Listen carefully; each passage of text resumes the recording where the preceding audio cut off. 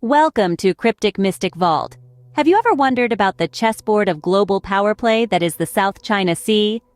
Imagine a simmering cauldron of geopolitical tension, strategic maneuvering, and high-stakes power play.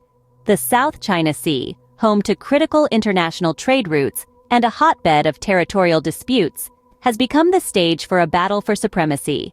At the heart of it all is China, locking horns with neighboring countries like the Philippines, Vietnam, Malaysia, Brunei, and Taiwan. To understand the current situation, we must delve into the past, into China's historical claims.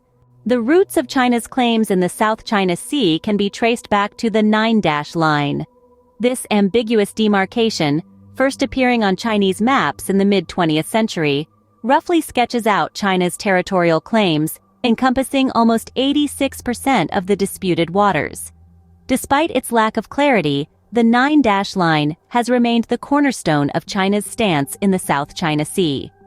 It's important to understand that China's claims aren't solely based on the Nine-Dash Line. They also derive from historical accounts, dating back to the Han Dynasty, where Chinese explorers and fishermen were said to have first sailed these waters.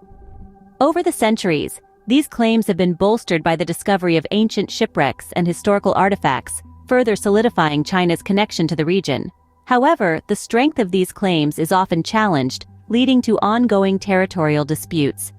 As China grew in strength, so did its naval strategy evolve. From a humble coastal defense, China's naval strategy has evolved into far seas operations. In the early stages, the People's Liberation Army Navy, or PLAN, was primarily oriented towards coastal defense. Its capabilities were limited to safeguarding China's immediate waters and repelling invasions. But as the decades passed, a shift began to take shape. The plan started to expand its reach, investing heavily in modernizing its fleet and broadening its operational capabilities. Today, China's naval strategy encompasses far more than just coastal defense. It has evolved to include far seas operations, reflecting Beijing's ambition to become a global naval power. This strategic shift has seen the plan grow from a green water navy, confined to regional waters, to a blue water navy, capable of operating across the deep waters of open oceans. This evolution has given rise to a formidable naval force, ready to project its power far from its shores. China's naval expansion is not without purpose. It has clear objectives in the South China Sea. The region holds immense economic value, with an estimated $5 trillion of trade passing through its waters every year. By asserting control here, China aims to secure a dominant position in a vital global trade route. Beyond this, the South China Sea is rich in resources. It's teeming with fish, providing livelihoods for millions across the region. But the real treasure lies beneath the waves, vast reserves of oil and natural gas. China's aggressive claims reflect a desire to control and exploit these resources. But it's not just about trade and resources. The South China Sea is also a strategic military region. Control here means the ability to project power far from home, safeguarding China's national security and asserting its status as a global superpower. An intriguing part of this strategy involves the creation of artificial islands. These man-made structures serve dual purposes.